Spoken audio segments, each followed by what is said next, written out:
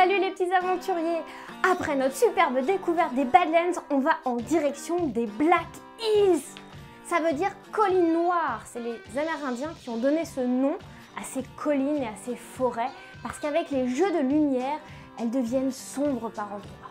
Faut savoir que les Black Hills étaient aussi considérés comme un lieu sacré, un sanctuaire pour les Amérindiens.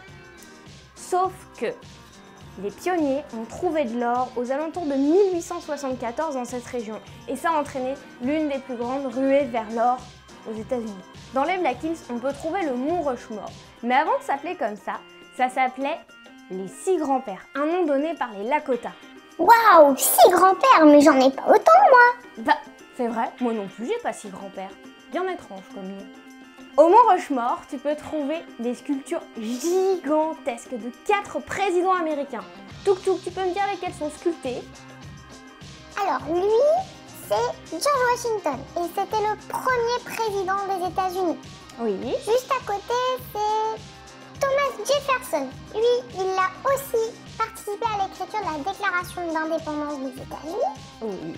Juste à côté, c'est Theodore Roosevelt. C'est ça. Tiens, d'ailleurs, tu savais qu'il était copain avec le premier shérif de Deadwood. C'est rigolo, ça. Et encore à côté, c'est Abraham Lincoln. Exact. Et lui, il a même aboli l'esclavage, figure-toi. Je t'ai dit qu'elles étaient gigantesques. Je vais te donner un ordre d'idée. Elles font presque 18 mètres de haut. Ça veut dire 10 fois moi. Et moi? Et toi aussi avec moi. Dis Tuk Tuk, pourquoi ils ont sculpté des présidents américains là? Il paraîtrait qu'ils ont créé cette gigantesque sculpture ici pour attirer des visiteurs dans la région.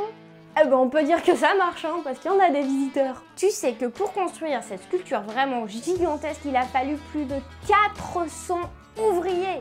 Et ça a duré pendant des années. 14 ans. La moitié de mon âge presque. Hé Clem, t'es plus toute jeune, hein? Eh! D'ailleurs, regarde cette photo. On les voit en train de travailler. Ils semblent tout petits. Quel travail de fourmis! Tu te doutes bien que les Amérindiens, quand ils ont vu ces énormes sculptures de présidents américains sur leur colline sacrée, ça leur a pas plu du tout. Alors, ils se sont dit, eh ben nous, on va faire mieux que vous. Ils ont décidé de sculpter l'un des plus grands chefs indiens, Crazy Horse. Ça veut dire quoi, Tuk Tuk? Cheval fou! Exactement! Alors, elle a commencé à être construite en 1948, c'est-à-dire bien avant que ma propre maman naisse. T'imagines? Elle va être la plus grande sculpture du monde quand elle sera finie. Mais pour l'instant, il n'y a que son visage qui est sculpté.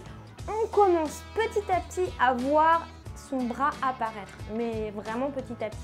Tiens, regarde, elle devrait ressembler à ça plus tard. Il est prévu qu'elle fasse 27 mètres de haut.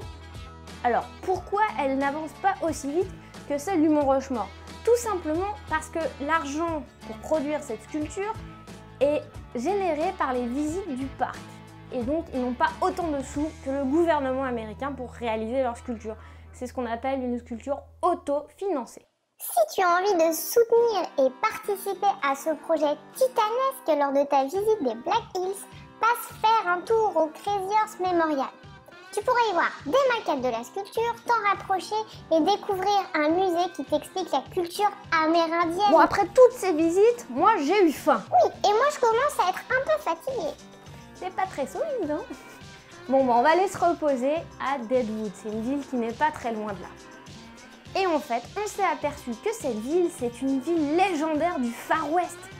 À l'époque, ils ont trouvé beaucoup d'or dans cette région et juste à côté de Deadwood. Et les pionniers ont installé leur campement ici et ont créé une ville. Regarde à quoi ça ressemblait avant.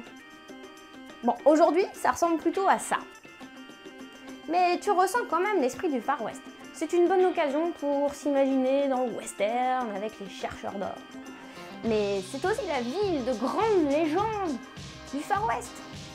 Notamment Calamity Jane, Seth Bullock et Wild Bill Hickok. Si toutes ces histoires de Far West t'intéressent, je t'invite à lire Lucky Luke, les collines noires. Et pour les adultes, il existe une série qui s'appelle Deadwood et ça vous plongera dans l'univers de cette ville à l'époque. Nous, on va reprendre la route et on se dit à mercredi prochain à l'heure du goûter pour une nouvelle vidéo. Je vous dis à très bientôt! Et n'oublie pas de t'abonner à notre chaîne YouTube Les Petits Aventuriers pour ne rien rater de cet incroyable voyage. Croisé des amis qui visitaient le parc. Ce sont des gens qui vivent en petite communauté, de façon très simple, un peu comme dans le passé, c'est-à-dire un peu